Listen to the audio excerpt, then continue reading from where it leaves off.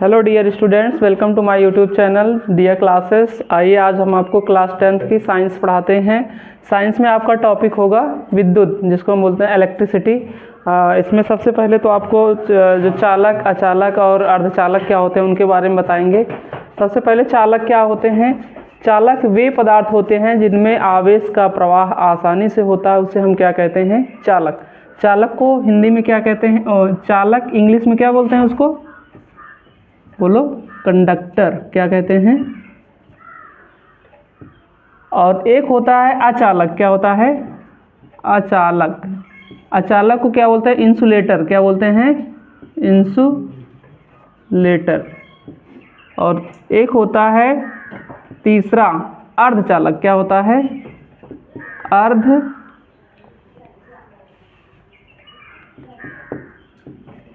चालक, जिसको semi conductor क्या बोलते हैं, सेमी कंडक्टर। ठीक, तो चलिए सबसे पहले हम, क्योंकि इलेक्ट्रिसिटी पढ़ रहे हैं तो मतलब जो चालक होते हैं उनमें धारा का प्रवाह कैसे होता है, किस प्रकार के धारा होता है, किस में नहीं होता है। सबसे पहले होता है चालक। चालक वे पदार्थ होते हैं जिनमें आवेश का प्रवाह क्या होता है, आसानी से होता है। जैसे सभी धातुएं जो होती हैं चालक होती हैं, जैसे एल्युमिनियम, कॉपर, चांदी। सबसे अच्छा चालक कौन होता है, धातु का सबसे अच्छा चालक होता है चांदी। ठीक, फिर होता है अचालक। अचालक पदार्थ क्या होते हैं, वे पदार्थ जिनकी चालकता या जिनमें आवेश प्रवाह जो होता है बिल्कुल नहीं होता है, या एकदम कह लीजिए कि ना के बराबर होता है। जैसे आपका सूखी लकड़ी हो गई, कांच हो गया, रबर हो गया, ये सभी पदार्थ क्या होते हैं, अचालक होते हैं, क्योंकि इसमें आवेश का प्रवाह नहीं होता है। तीसरा है पॉइंट अर्धचालक। वो ऐसे पदार्थ होते हैं जिनकी चालकता चालकों से कम होती है और अचालकों से क्या होती है, अधिक होती है, अर्धचालक कहलाते हैं। और अर्धचालक का उदाहरण होता है जैसे जर्मेनियम, सिलिकॉन, कार्बन, ये सभी क्या होते हैं, अर्धचालक होते हैं। ठीक, तो ये हो गए आपके तीन पदार्थ, जैसे चालक, अचालक और अर्धचालक। तो चलिए अब हम चलते हैं विद्युत धारा। विद्युत धारा,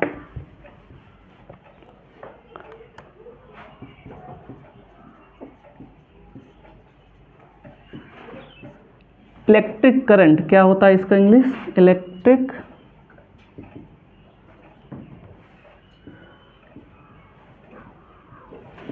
करंट। विद्युत धारा किसे कहते हैं। देखिए, किसी चालक में जो आवेश प्रवाह की दर है, किसी चालक में आवेश प्रवाह की दर को हम विद्युत धारा कहते हैं। यदि मान लीजिए कोई चालक है जिसमें Q आवेश T समय के में प्रवाहित हो रहा है, तब उस चालक में जो विद्युत धारा होगी, विद्युत धारा, पहले हम फॉर्मूला लिख देते हैं। विद्युत धारा बराबर आवेश बटे समय, क्या होता है, आवेश बटे समय दर, क्या कहते हैं, समय दर। तो धारा I बराबर हो जाएगा, आवेश को Q से डिनोट करते हैं, समय क्या होगा, T। तो यहाँ से ये एक फॉर्मूला बन जाएगा, I बराबर Q अपॉन T। तो आवेश प्रवाह की दर को हम क्या कहते हैं, विद्युत धारा कहते हैं। विद्युत धारा का मात्रक बताइए क्या होगा पर इस सूत्र से। देखिए, एक तो देखिए यहाँ पे आवेश का मात्रक क्या होता है, कूलाम। आवेश का मात्रक क्या होता है, कूलाम। और समय का मात्रक क्या होता है, सेकेंड। तो विद्युत धारा का जो मात्रक होता है, विद्युत धारा का SI मात्रक, SI मात्रक होता है एम्पियर, क्या होता है, विद्युत धारा का SI मात्रक क्या होगा, एम्पियर। तथा अथवा एक और मात्रक होता है, या कूलाम प्रति सेकंड, क्या होगा, एक मात्रक और, कूलाम प्रति सेकंड। ये जो कूलाम प्रति सेकंड आता है ना, इस फार्मूले से आता है, क्योंकि I बराबर होता है Q अपॉन T। तो Q क्या है, आवेश, आवेश का मात्रक कूलाम, T क्या है, समय, इसलिए इसका मात्रक क्या होता है, सेकंड। तो इसलिए एक तो SI मात्रक एम्पियर होता है, अगर अन्य मात्रक की बात करें तो कूलाम प्रति सेकंड भी होता है। तो फिर से एक बार समझिए, विद्युत धारा क्या, इलेक्ट्रिक करंट क्या होता है? किसी चालक में आवेश प्रवाह की जो दर होती है उसे हम क्या कहते हैं? विद्युत धारा कहते हैं। विद्युत धारा बराबर आवेश बटे समय दर, या आई, विद्युत धारा को आई से प्रदर्शित करते हैं। आई बराबर Q अपॉन टी, कि Q क्या है? आवेश, T क्या है? समय। अब इसका मात्रक जो कि बहुविकल्पी में बहुत बार पूछा गया है कि विद्युत धारा का मात्रक क्या होता है, तो आपको याद रखना है, एक SI मात्रक एम्पियर होता है, या कभी कभी एम्पियर ना देकर कूलाम प्रति सेकंड भी दे देता है। तो दोनों मात्रकों को याद रखिए, ठीक। इसके बाद इसमें टॉपिक बनता है वैद्युत विभव। क्या बनता है? वैद्युत विभव। तो चलिए यहाँ लिख देते हैं, वैद्युत विभव। वैद्युत विभव को क्या कहते हैं? Potential, electric potential. क्या बोलते हैं? इलेक्ट्रिक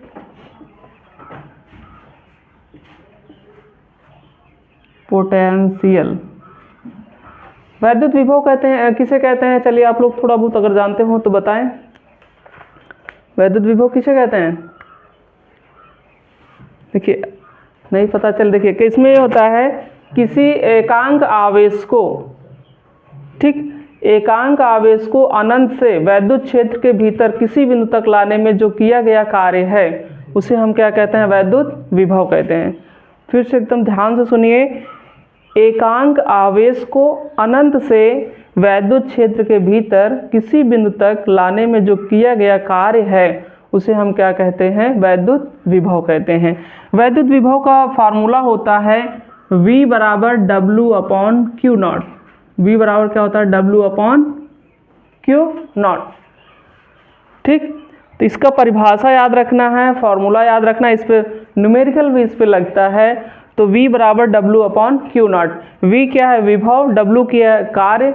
ये आवेश है जिसको अनंत से हम वैद्युत क्षेत्र के भीतर किसी बिंदु तक लाते हैं, और उसको लाने में किया गया कार्य क्या होता है? W। अब फिर यहाँ पे आ जाता है इसका मात्रक क्या होगा? वैद्युत विभव का SI मात्रक क्या होता है? वैद्युत विभव का SI मात्रक, अगर पता हो तो बताइए, मात्रक क्या होगा?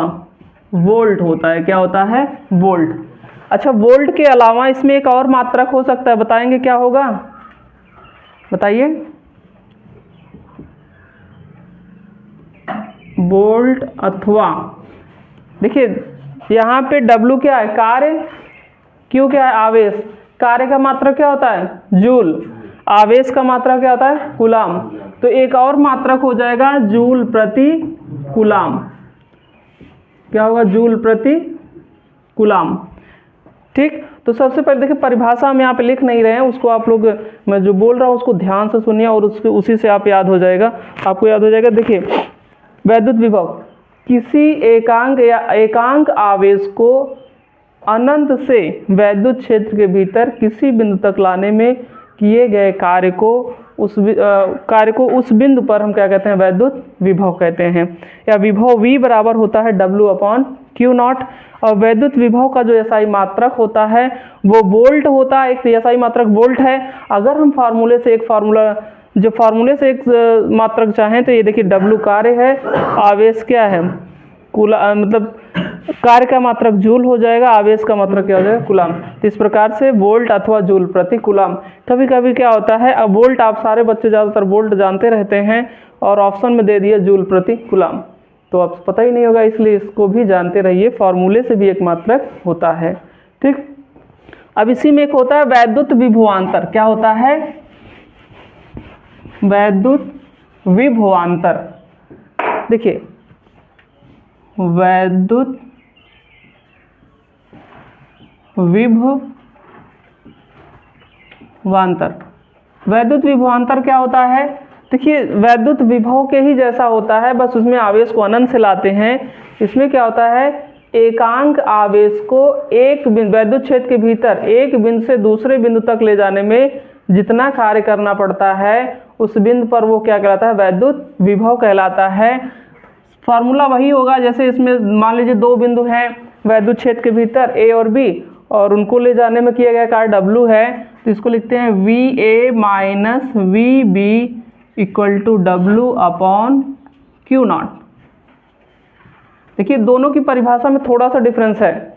उसमें एकांक आवेश को अनंत से वैद्युत क्षेत्र के भीतर किसी बिंदु तक लाने में जो किया गया कार्य है और आवेश का अनुपात उसको वैद्युत विभव कहलाता है। यहाँ पे क्या है, वैद्युत क्षेत्र के भीतर एक बिंदु से दूसरे बिंदु तक आवेश को ले जाने में जो किया गया कार्य है और आवेश के अनुपात को हम वैद्युत विभवांतर कहते हैं। इसका भी मात्रक वही होगा, वोल्ट अथवा जूल प्रति कूलाम।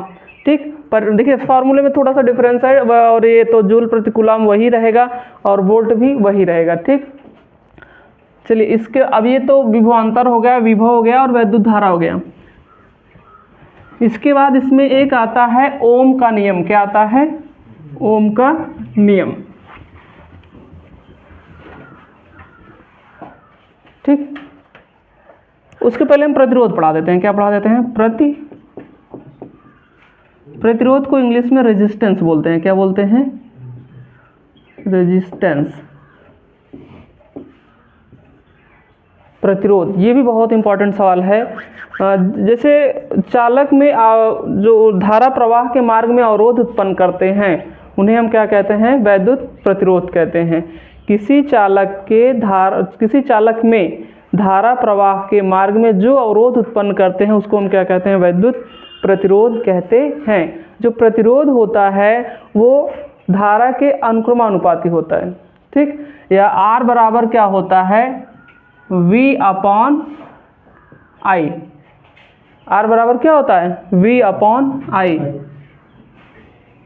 जहां R क्या होता है? किसी चालक का प्रतिरोध होता है। और R का जो मात्रक है, सबसे ज़्यादा तो प्रतिरोध का मात्रक ही पूछता है। बहुविकल्पी में बहुत बार पूछा है कि प्रतिरोध का मात्रक क्या होता है। प्रतिरोध का मात्रक क्या होता है? एक तो होगा ओम, आपने सबने सुना होगा क्या होता है? ओम। प्रतिरोध का मात्रक क्या होता है? रेजिस्टेंस की यूनिट क्या होगी? प्रतिरोध का मात्रक होता है ओम। क्या होता है? ओम। अच्छा, फॉर्मूले से अगर कोई और मात्रक आपसे पूछ ले तो क्या होता है? वोल्ट प्रति एम्पियर। क्या होगा? देखिए यहाँ से देखिए, वोल्ट प्रति एम्पियर। देखिए सब में दो दो मात्रक आ रहे हैं। एक तो आपका SI मात्रक और एक जो सूत्र से हम मात्रक प्राप्त कर रहे हैं वो आता है। क्योंकि SI मात्रक ज़्यादातर बच्चे याद रखते हैं, जो फॉर्मूले से मात्रक आता है उसको नहीं याद करते हैं। वोल्ट प्रति एम्पियर। ठीक है, तो प्रतिरोध, पहले तो आप प्रतिरोध की परिभाषा आता है, प्रतिरोध किसे कहते हैं इसका मात्रक भी लिखिए। तो जो चालक होते हैं उसमें धारा प्रवाह के मार्ग में या आवेश प्रवाह के मार्ग में जो बाधा उत्पन्न या अवरोध उत्पन्न करते हैं उसे हम विद्युत प्रतिरोध कहते हैं। इसको कैपिटल R से प्रदर्शित करते हैं, जो R बराबर होता है V अपॉन I। मतलब विभवांतर और धारा के अनुपात को हम प्रतिरोध कहते हैं। इसका मात्रक क्या होगा? ओम, और या अथवा वोल्ट प्रति एम्पियर। और इसी में एक और अब देखते हैं ओम का नियम, जो को वेरी वेरी मोस्ट इंपॉर्टेंट है। क्या है? ओम का नियम। ओम का नियम सबको याद होना चाहिए, क्योंकि ओम का नियम बहुत बार एग्जाम में आ चुका है।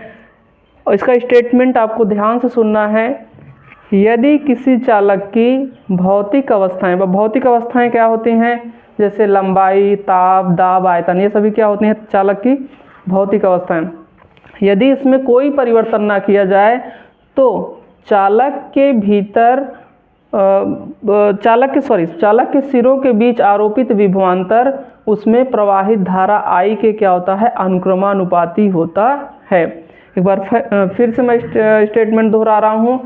यदि किसी चालक की भौतिक अवस्थाएं जैसे ताप, दाब, आयतन में कोई परिवर्तन न किया जाए तब चालक के सिरों के बीच आरोपित विभवांतर चालक में प्रवाहित धारा I के क्या होती है?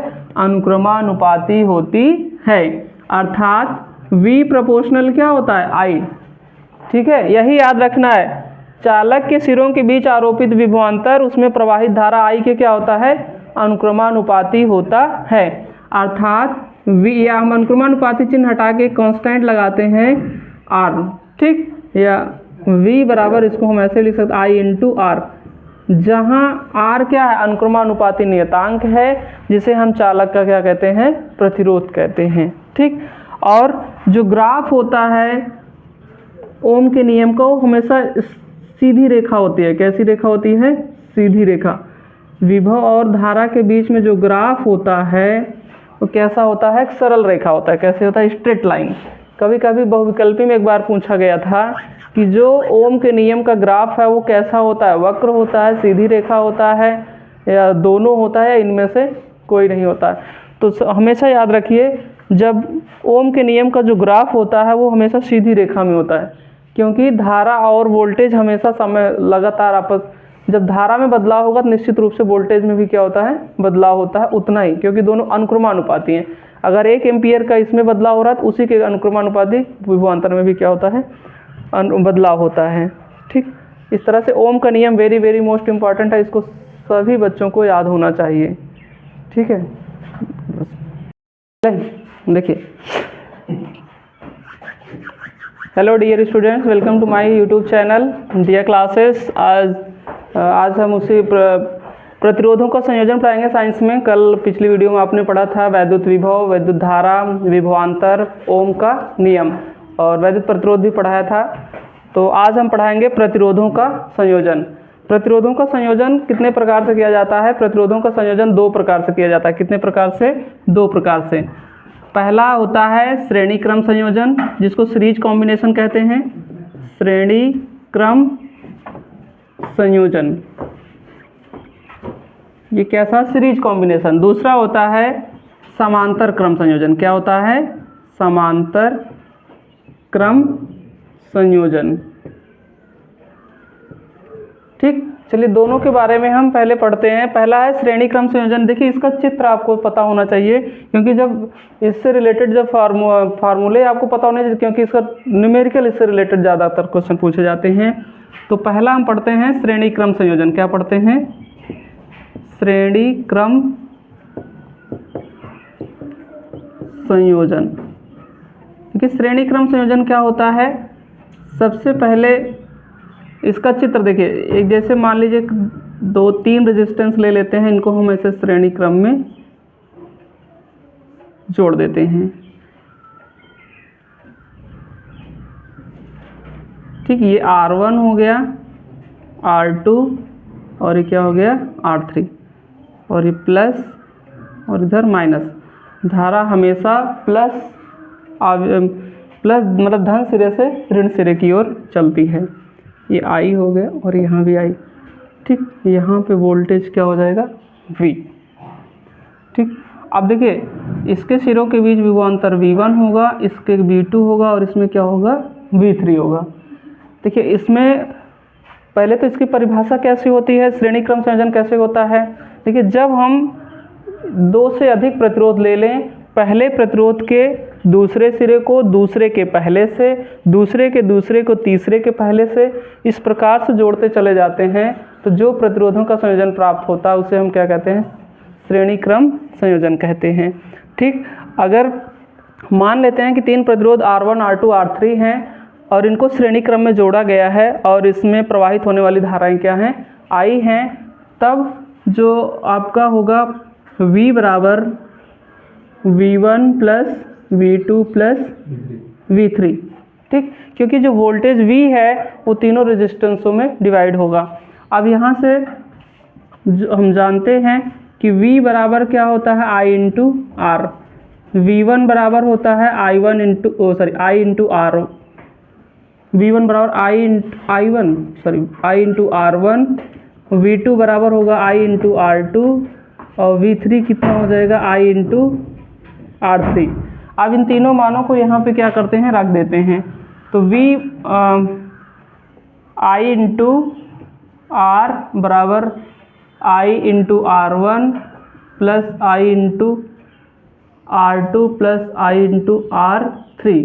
I कॉमन कर लेंगे तो ये R1 plus R2 plus R3। I से I क्या होगा? कट जाएगा, तो R बराबर हो जाएगा R1 plus R2 plus R3। इस प्रकार जो श्रेणी क्रम संयोजन में होता है, सभी प्रतिरोधों का तुल्य प्रतिरोध उनके प्रतिरोधों के योगफल के क्या होता है, बराबर होता है। श्रेणी क्रम संयोजन में सभी प्रतिरोधों में धारा का मान समान होता है, लेकिन विभवांतर क्या होते हैं, अलग अलग होते हैं, डिफरेंट होते हैं, ठीक।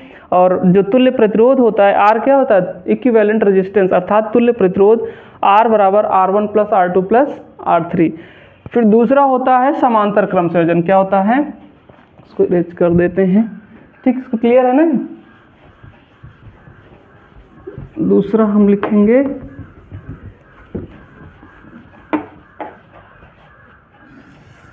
समांतर क्रम संयोजन।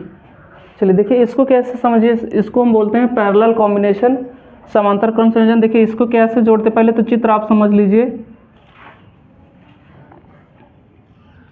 क्योंकि इसको जब आप न्यूमेरिकल लगाएंगे तो आपको चित्र समझना बहुत ज़रूरी होगा, नहीं तो आप समझ ही नहीं पाएंगे कि समांतर है कि श्रेणी है, तो कैसे लगाएंगे, ठीक है।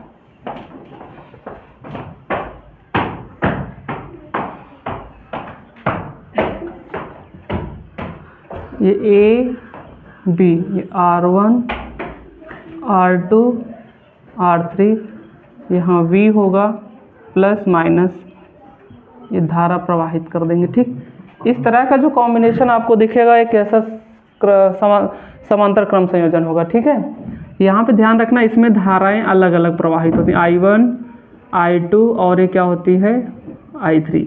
देखिए श्रेणी क्रम में वोल्टेज डिफरेंट होता है और समांतर क्रम में धारा डिफरेंट होती है सभी प्रतिरोधों के सिरों के बीच में।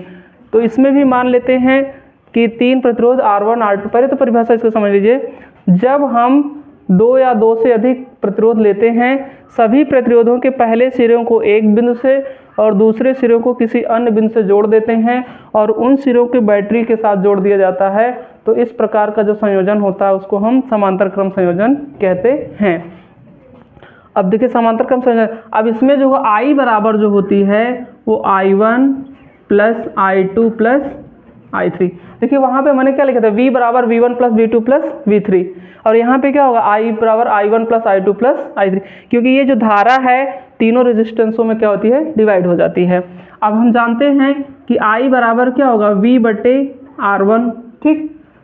I1 बराबर नहीं, V बटे R होगा, सॉरी, तो I1 बराबर V बटे R1, I2 बराबर होगा V बटे R2 और I3 बराबर होगा V बटे R3। अब इन सब का मान यहाँ पे क्या कर देते हैं, समीकरण 1 में क्या कर देते हैं, रख देते हैं। तो V अपॉन R बराबर V बटे R1 प्लस V बटे R2 प्लस V बटे R3। V कॉमन लेके काट दीजिए, V कॉमन लेके क्या कर दें, काट दें। तो यहाँ ब्रैकेट में 1 upon R1 plus 1 upon R2 plus 1 upon R3। अब ये V से V क्या होगा, कैंसिल आउट हो जाएगा। तो 1 अपॉन R बराबर 1 upon R1 plus 1 upon R2 plus 1 upon R3। इस तरह से आपका इस समांतर क्रम संयोजन में जो है तुल्य प्रतिरोध हम ज्ञात कर सकते हैं। अतः यहाँ से हम लिख सकते हैं समांतर क्रम संयोजन में सभी प्रतिरोधों का तुल्य प्रतिरोध का व्युत्क्रम उनके प्रतिरोधों के व्युत्क्रमों के योगफल के क्या होता है, बराबर होता है, ठीक। ध्यान रखिएगा वहाँ पे V बराबर आपने V1 V2 प्लस V3 लिखा था, यहाँ पे I बराबर I1 plus I2 plus I3। ये जो आपका फॉर्मूला होता है I बराबर V बटे R, ओम के नियम से आता है, वहाँ भी ओम के नियम से लिखते हैं, यहाँ भी I बराबर V बटे R, I1 बराबर V बटे R1, I2 बराबर V बटे R2, I3 बराबर V बटे R3। सब मान यहीं पर रख देंगे, सहल कर लेंगे, तो इस तरह से आपका फॉर्मूला प्राप्त हो जाएगा, ठीक है।